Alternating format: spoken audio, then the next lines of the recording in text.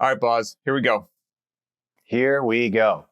You, my friend, sparked the topic of this chat right now. Well, I don't know if I sparked it in so much as I, allowed the door to be open, but I don't think it has much to do with me. At least I hope not. I hope this is not some sort of underhanded accusation, because man, that would be a bummer. So I'll read the email or the message that came in, and maybe you can give a little bit of a backstory. A message came in from Stephanie K. And she says, I have a podcast discussion recommendation. On Friday, Adrian Bosman dropped into my gym, CrossFit Thunderhead in Spring Hill, Tennessee. True story. And I have the privilege of partnering with him for a workout. I've partnered with you for a workout. I don't call it a privilege, but anyway, running.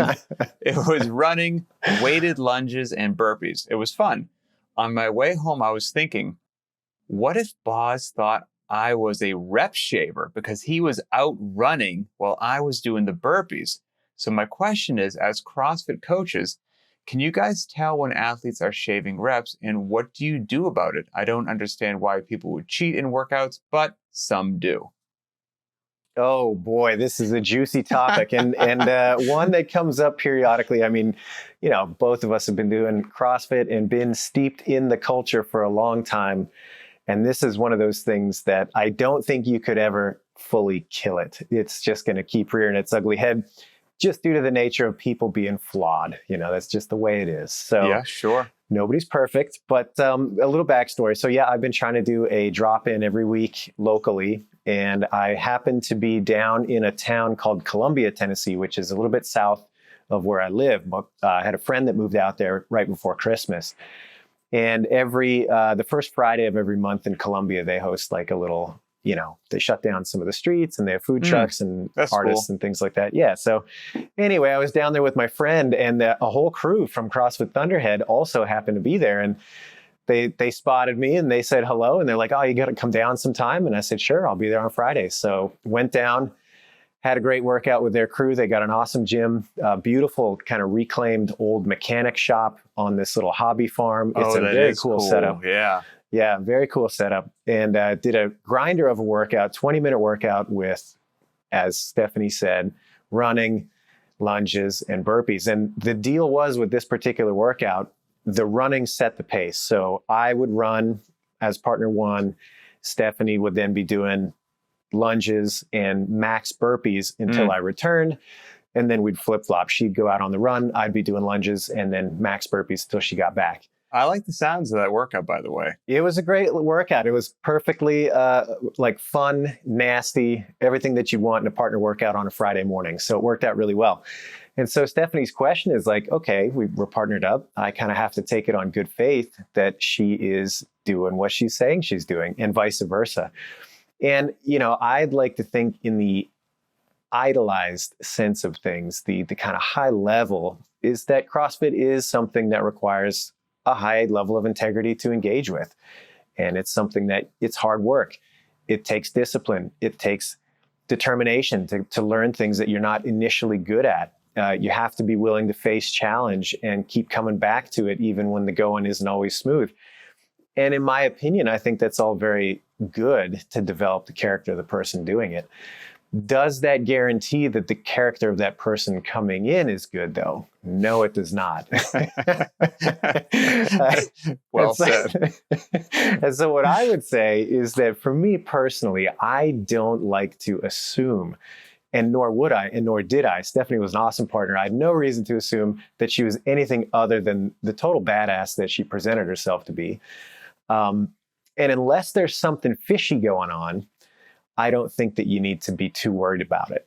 And what does that mean, a little bit fishy? Well, I think anybody who's been coaching for a long time or around CrossFit for a long time, you start to get a pretty good sense and a pretty good level of experience where you're like, wait a minute, you did Fran how fast? And you've been doing CrossFit for 3 months, and your Cindy score is terrible. You can't run a mile. Hold on a second. Something's not adding up here. And then you can start to follow the breadcrumbs. But short of that, I don't think you have to worry too much. So, I've got a couple of things to say, but I think I might like you just to close the loop on those things. But, her second part of the question is, what do you do about it? So let's say that Yeah. it moves away from hunch to confirmation. Okay. You've got Yep. a confirmed rep shaver. You got the scent. You're What on the trail. what is a recommendation you may have? Honestly, I think it's direct, frank conversation. This is not something that's just going to go away or get better. And I'll be honest, as far as the impact on the individual, I don't really care. If it's just the individual working out in a vacuum and they want to pad out their scores, do I like it? No. Am I going to get too bent out of shape about it? Honestly, who cares? Because it doesn't really have a big impact. But that's usually not the case. What's usually the case is that because it's public, because you're working out in an affiliate setting, Right. because other people will pick up on this behavior as well, it starts to create a ripple effect through the culture of your affiliate. And that's where things can't be allowed to fly. That's just like a cancer that's got to be cut out. You can't shrink it and hope for the best. You got to eradicate it. And so, and hopefully the frank conversation, is so eye-opening and, oh no, they got me, to the individual, that, and they now know that you're onto them, that hopefully it corrects it.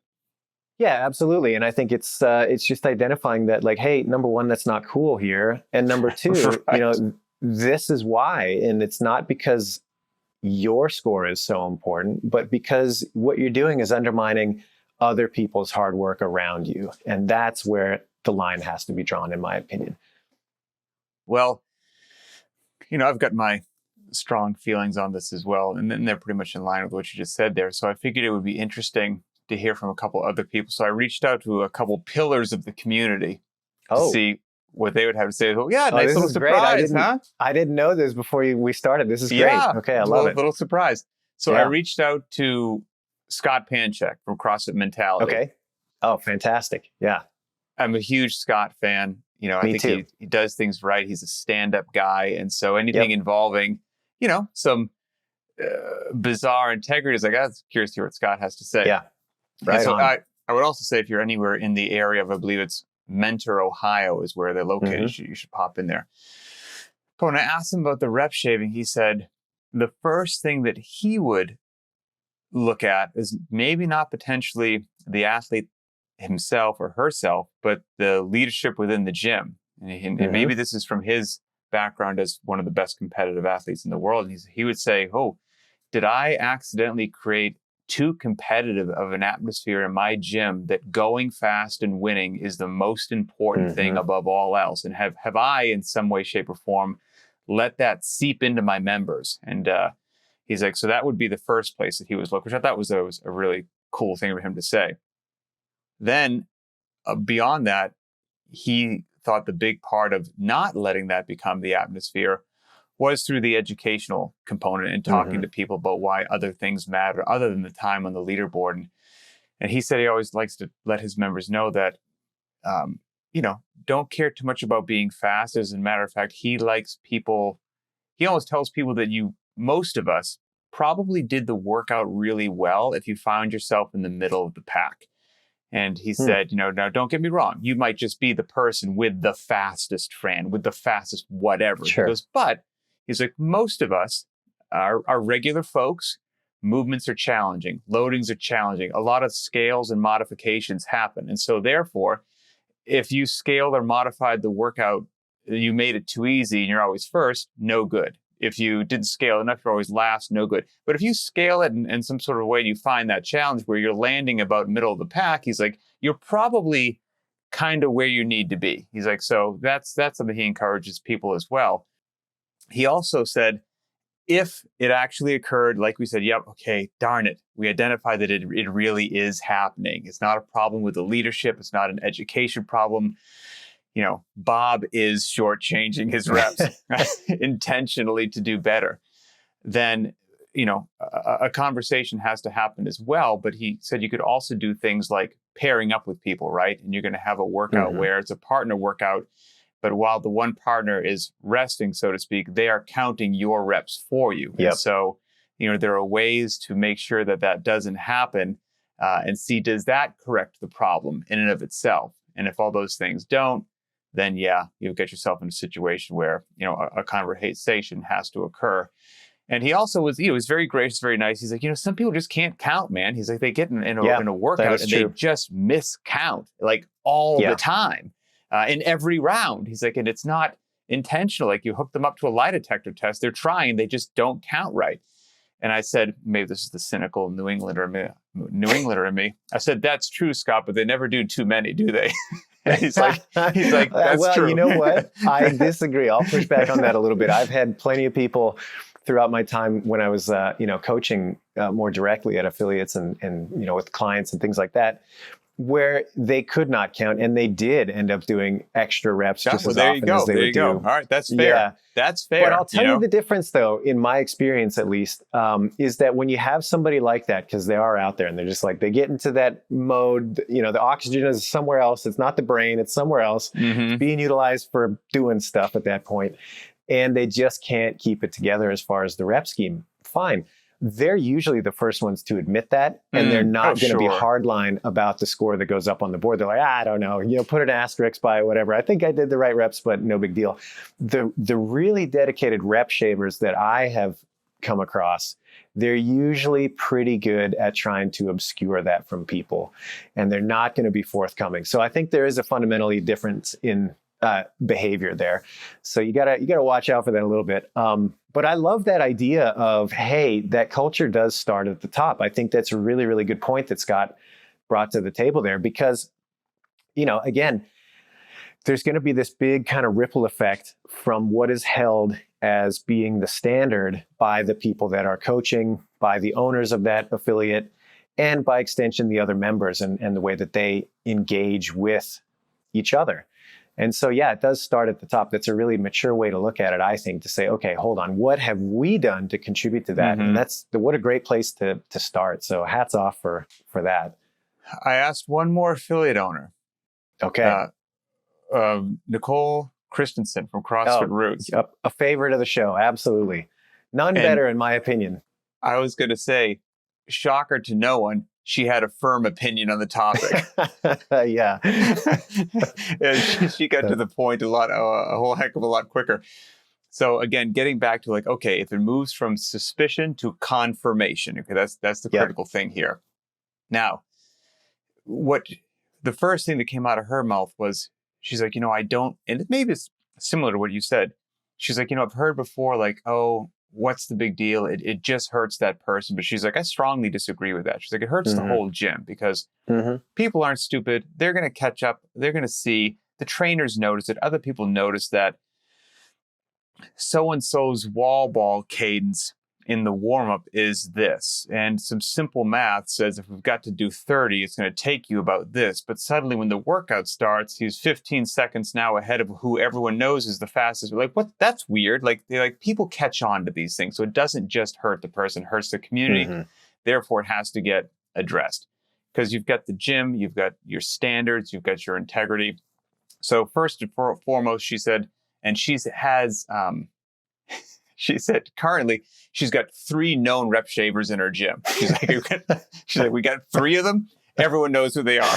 That's amazing. You might as well have a hit list on the wall. Yeah. And so once it's identified, it's a private conversation, not in front of everybody, that takes place with everybody as to why, not only for your own good, but for the good of the community, is we just can't do it. We can't do it. It's not okay. Like, we can't, that's not how we're going to roll in this facility. It's not the culture that we built, and we'd be wrong to allow. So that happens.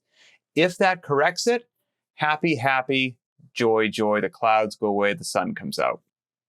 She made it aware to me that does not always work. And she has had personal experience with that. True story. Yep.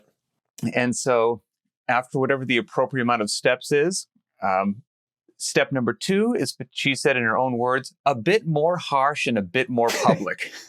Okay. And basically, it would be at the end of the workout, the trainer's writing the times up on the board. So-and-so known rep shaver shouts out their time, and the trainer will put up, their time, but then write not RX next to it. And everyone else that did it RX would have RX next to that, or however your scale is. And if that person says something like, but I did it prescribed, There would just be some total, just calm voice. This isn't like a shout. It's just as matter of fact as if you're discussing the weather. Well, the workout with this many repetitions, I watched it during the workout. Those didn't occur, so we can't call it prescribed. That's just, it is what it is, black and white. Prescribed means something in this gym. And what occurred was not prescribed. And so therefore, you did it, but we're not going to put prescribed next to it. That usually does the trick because nobody enjoys that. But, hopefully the private conversation happened first. So then, while that usually does the trick, she said they had a very recent experience where this person had gone through intervention number 1, didn't take, had gone through intervention number 2, didn't take. Stronger medicine. Stronger medicine was needed. Oh boy. And this was a weekend class. Nicole wasn't there, and one of her other coaches was coaching the class. And I guess this coach, she was just fed up with it. Has seen this happen however many times. Other members are starting to be bothered by it as well. And, she runs the class, does a good class, brings everybody in at the end, and basically said some nice stuff at the end of the class, and then said, hey, by the way, here's what we're about at this gym. Here's what we do and how we do business. Here's why it's important, right? And part of that is, your reps and that stuff. She mentioned it. And she said, if that's not something that you feel like being a part of, she didn't look at anyone directly. She goes, this might not be the right place for you. Yeah. How about that? Wow. But this wasn't step 1 or step 2, for them. Now, Nicole is very cool. And she said at the end of this, what was interesting was, I don't know if you know this, Boz, but you're never going to make everybody happy. It's true. I've certainly started to come to an understanding about that recently. Right. Yes. So she said, even like within this class, this trainer had people come up to her afterwards and say, both sides of the fence, like, thank you so much for saying that. It needed to be said. You said it very well and professionally. It drives us crazy.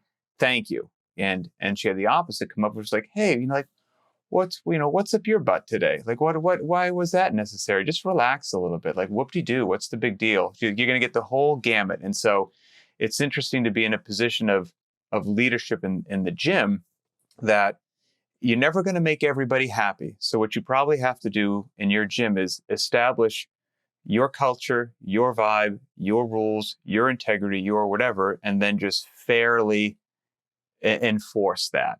And just, that's about the best that you could do. So that was a very cool recent thing. And as a matter of fact, she also said on her website for CrossFit Roots, they did a blog post, I think it was a couple years ago, on this very topic. And so don't hold me to it, everybody out there in the watching and listening audience, but I will try to get that link and maybe put it in the show notes right on, so that everybody can read it. So that was Scott's take, and that was Nicole's take. Oh, I love that. I love that you reached out to them. That makes me really happy that you got the outside perspective. That's very cool. Yeah. A couple other things that kind of came to mind as you're talking through Nicole's process in particular. When you talk about somebody who is known to kind of skirt the lines like this, shave reps, not follow the letter of what's written, and intentionally so that they can inflate themselves. There's a couple things there on the education side that I think are important to note. And it's not so much that it's like, hey, this is impacting others around you because they can see that you're not doing the full work. I mean, yes, that is a factor, like we talked about. But for that individual in particular, what's important is that if you want to look at improvement, if you want to look at whether or not your training is actually serving you, the best way to do that is to track your results and track your results as accurately as you can so that you can come back and every day you've got a bit of a signal that says, okay, am I moving in the direction I'd like to be moving or not? Am I standing still or am I moving forward?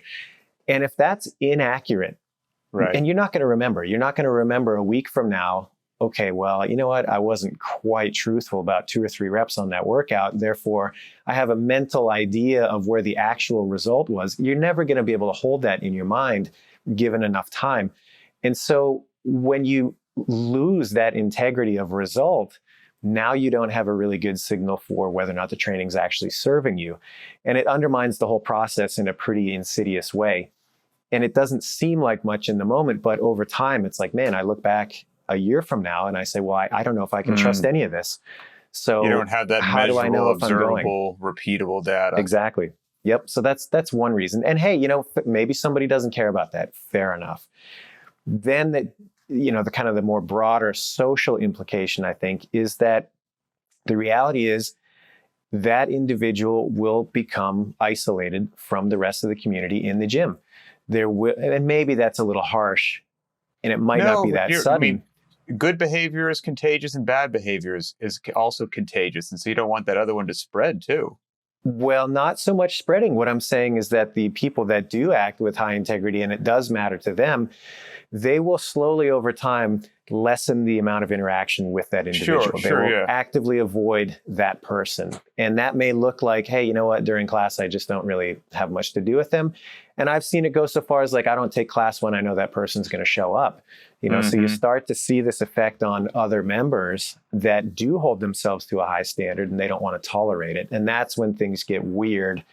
And that's where you can really start to have this rift that's not a good situation for anybody. So no, I think that's part of it. And I understood that for sure. And I agree. I'm also just saying, like, that's why it's important to uphold the standards of your gym, because both sorts of behavior can also be contagious. And you want to let people know, like, this is how we roll here. So don't think this is a slippery slope that we're going to just start to slide. And then Jim and Mary goes, oh, okay. Well, I'll tell you what, the fastest filthy 50 I ever did is when I just did 40 reps of everything. We're not looking, looking to have that, so. Right. Yeah. But, and I'll add one more kind of caveat there. And I think this is my final thought on that. And I'll say that when it comes to working out, there's enough of us running our mouths on the internet about it for people to pick up that on a personal level. Like, I don't care if you do 10 reps or 15 reps. I don't care if the workout was written 21-15-9 and you did 18-12-6. It doesn't really matter. But what does matter is that you're honest about what you did do so that you can look back on it and you can make some good decisions. And that honesty, I think, is just a big part of it. It's like, if you're, like we talked about, one of those people that can't keep track of reps, or for whatever reason that day, you're like, you know what? It's been a rough week. I haven't been sleeping much. My diet's been off the rails. I came in, I saw this rep scheme on the board, and I knew right away, it's like, man, this is just going to eat me up today. Okay, maybe you made a game day decision that you're not going to do all the work. Fine. Just own up to it. And I think that's very important in the culture, too, of your gym, to give people the latitude to do that, where it's like, hey, you know what?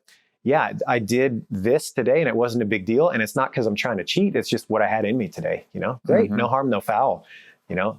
Or, hey, man, I lost track halfway through. So I think my score was X, but I'm not really concerned, or I'm not really certain. So just so you know, like, I lost track in the middle. I don't know. Nobody's going to bat an eye at that if you can just be honest about it. And yeah, I've definitely said my piece on it, and not to go down a rabbit hole, which this would be, and I'm also not qualified to go down, but I would also say there's potentially... The best kind of rabbit holes. Yeah, the one you're not qualified to speak on, yet you do. I would think there's potentially, is that person going through something? I mean, what's going on in your life that you are going to lie, cheat, or steal to get somewhere on the leaderboard, to feel some sort of accomplishment and validation, at least during this 1 hour gym time, that maybe isn't happening somewhere else. Like, what's happening? Something's happening there, and it could be minor, it could be major, but I would, potentially there's something to be looked into that's beyond my scope of work, but I'll just, throw that out there. So that's fair enough. That's that. But hey, great topic. I mean, I think what we all walked away with is, if Boz drops in your gym, it causes some stress. People start to worry about what's happening. Hold on. Let's back up the train here a little bit. Stephanie was very fit, and she was putting the pressure on me. The number of burpees that she was getting done by the time I got back from that run was putting me on notice. So that was, she kept me honest. That's cool. So great workout and good question. Well, hey, everybody, again, of course, keep the comments coming, keep the questions coming. And if you're somewhere in the Tennessee area, maybe you'll see Boz drop in there for a workout. But we obviously read these things and we appreciate them. We'd love to have this show be more of the community show. Like, it's not Adrian and I's show. We're just happen to be here helping everybody out. So it's your show. Let us know where you want the topics to go, and we'll follow your lead. So you can find this episode on the btwb YouTube channel. Post your thoughts on the comments about rep shaving. Have you seen it? Have you experienced it? Are you a rehabilitated rep shaver? So what, how yeah, did that go? From those people. Yeah, how did that go? And are you back on track and all that good stuff? And as we always say, if you want to help support the show, check out the VNR cycles that we've got. There's all kinds of them out there, from get your first pull up to kipping bar muscle up. There's some barbell stuff. There's some on-ramp programs that I think will serve everybody well. So just go to the show notes and click on the link and check them out. And for Adrian Bosman, I'm Pat Sherwood, and we will see you next time.